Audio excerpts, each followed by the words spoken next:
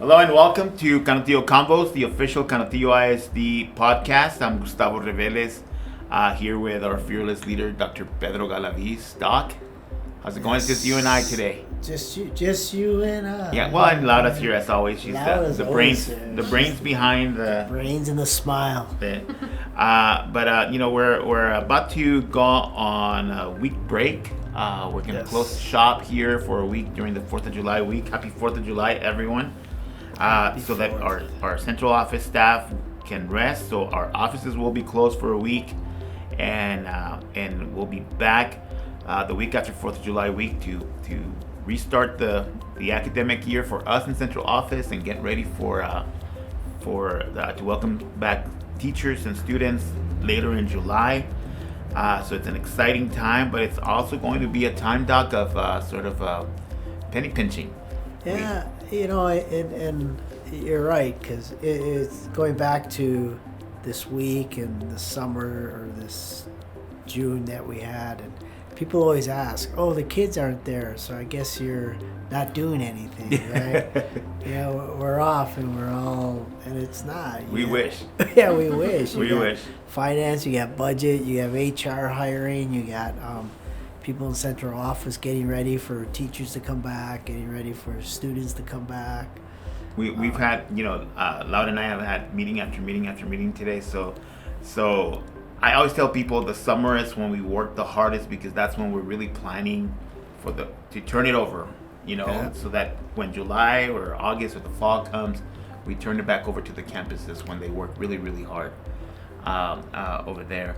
So this is a busy time for us, and part of that busy work that we were doing was adopting a budget, Doc, and we had a difficult meeting on Monday with the board of trustees. We got work done, we got it done, but it's not. We wish it was better news. We adopted a budget that's going to ask us to make some sacrifices in the next school year. One of the things my parents' anniversary is July 4th. Oh. So I forget how many years, 50-some years. Anyways, they're celebrating in heaven. But it's the first time that this board, again, thanks to them, that we presented a deficit budget of $3 million. That's what they voted on. Again, no help from our governor, no help from our legislators. That's what I was really banking on, that they would come through. And that was really disappointing, Doc, because we kept being told by the powers that be that the surplus that the state has, that it's money that came in from the federal government, is going to come down to us, and because of their inaction and their inability to really come to a consensus, school districts throughout Texas are suffering, including us. Well, it's funny. I was talking to a guy from Dallas, and he was saying districts across the state are adopting deficit budgets because of no help from our legislator, our governor, especially our governor. It's really just the state government not coming through for us at this point in time. We were proactive in making sure that we are compensating our teachers, and we're making up for lost time and compensating them appropriately, compensating our employees for the hard work they do. That's not something we regret, and I think the school board was pretty adamant about that. You mentioned this yesterday, on Monday during the meeting, how that's not a regret for us. We did what we needed to do. And it's not a regret. It's like, it's like the pandemic. We went out and, got $10 million on a maintenance tax notes for computers, for that one-to-one Apple devices, for broadband, for that connectivity. And so that was, we're basing it on hopefully for the bond. Bond didn't pass, but I don't regret that decision to give kids what they need. I don't regret the decision to give our teachers our much deserved, and all the research points to our teachers making the biggest difference, 5%. I don't give for staff 3%. And we're going to have to cut. It's going to be tight. But again, like I said last night, that award, you can't go to Albertson and give them your 10-year plaque award and they're going to accept it as payment. But You they'll know? take They'll take pay increase. The Yeah, pay increase. and you mentioned awards. There's stuff that we were forced to cut from the budget for next year. Um, you know, money that may be used for awards, for lettersman jackets, for travel, for things that were deemed not absolutely necessary was cut. So employees, especially those employees in central office, will see the impact of this budget. We're still going to work to provide the best services to students and campuses, but hopefully we are able to cut and then work throughout the year to make further cuts that will not impact instruction. Well, and again, that budget is a very dynamic number, a very dynamic process. So it's not static. It's not set. So we're still waiting on property taxes to come in, that revenue. We're still waiting on our enrollment, increase in enrollment, right. Final figures. We're still waiting on attendance. So we still have other measures, and so we're not. I don't want to say doom and gloom, because we were continuously looking at the budget. We're continuously looking at personnel, of things that we actually need and things that we want. Right, and we want to make sure that parents understand that this is the reality of public education at the moment. We are having to make ends meet with fewer and fewer resources. Our tax rate, for example, is set by the state, not by us. We are not able to do as much as we can. Our funding depends on decisions made outside of our boardroom and our offices. It depends on what happens in Austin, what happens in Washington, and a lot of times that means that we're at the mercy of people that have no connection to us. Yeah. And what's crazy is July 31, those kids are gonna come. Yeah. The kids are gonna come. The expectation doesn't change. We still want results. We still want with the resources that we have, but again, the plan doesn't change. We still want to deliver a high quality product, right. i.e. our student. And I guarantee you, giving those teachers that 5%, it's gonna make them happy. It's gonna make them good when they see their paycheck. Mm-hmm. So that student's gonna benefit from a teacher that wants to be here, that wants to, because again, they feel valued, they feel respected, and that's the way how you do that. Again, that's part of our belief statement.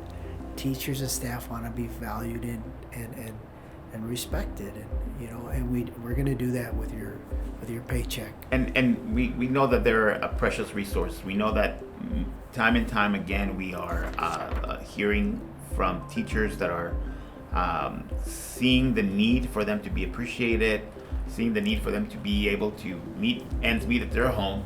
So making sure that they are compensated accordingly is something that you made a priority, and the school board made a priority.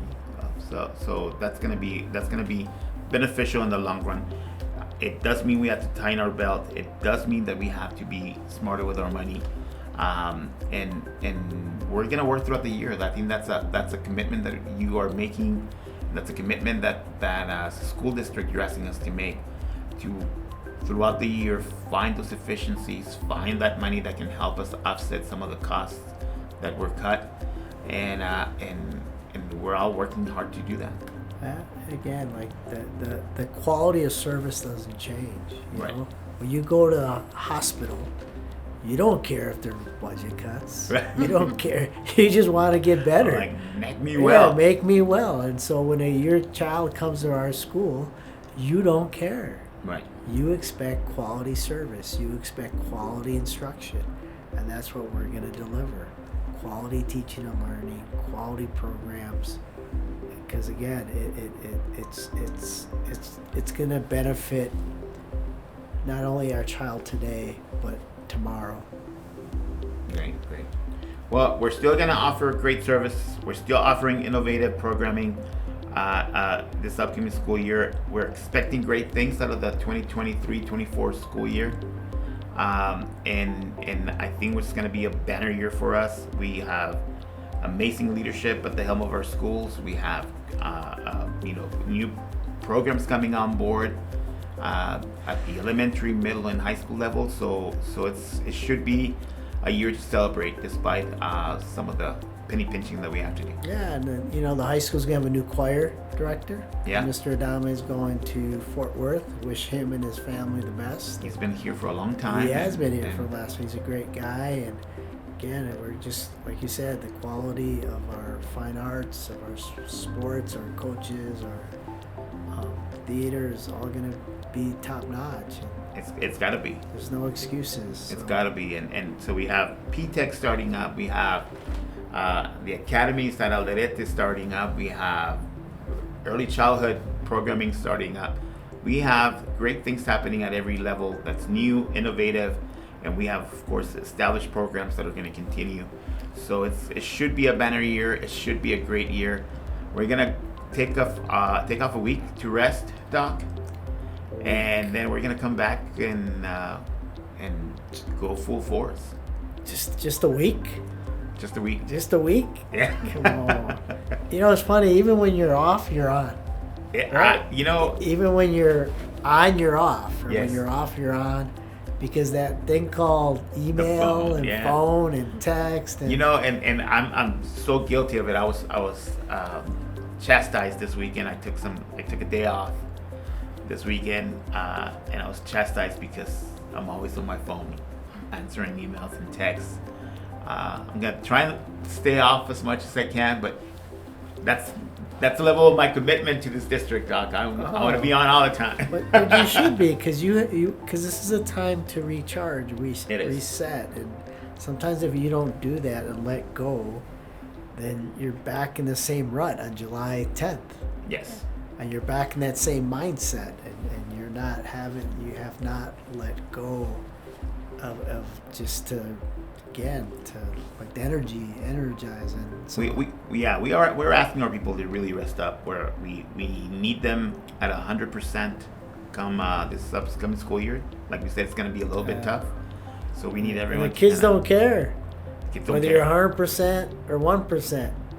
They're going to come. They're going to come, but you better be at 100%. I really hope you are, and they should chastise you when you're with your family and you're listening to your awesome niece doing flamenco dancing in San Antonio. So yeah, it was good. It was just gonna come on, put the phone down. Like hold on, just gonna hit send. But it's all right. It's all right. I like I told him, I enjoy my job tremendously. So I enjoy being on. It's part of what makes me happy. No, I just commit to yourself, your family, and. Because only till you commit to yourself, you can. That is true. You can commit to others. And I've learned that lesson the hard way. This past year has taught me to be appreciative and grateful. Yeah. So. Well, I appreciate you and grateful for you and Laura and Miss Christine. We have a great team here. You do. And we're gonna keep on kicking butt. Let's go. So see you guys in a couple of weeks. It'll be a happy new year. Be a happy new year. Happy new school year. And happy 4th of July, everyone. Happy 4th of July. Take care. Go Pack Go.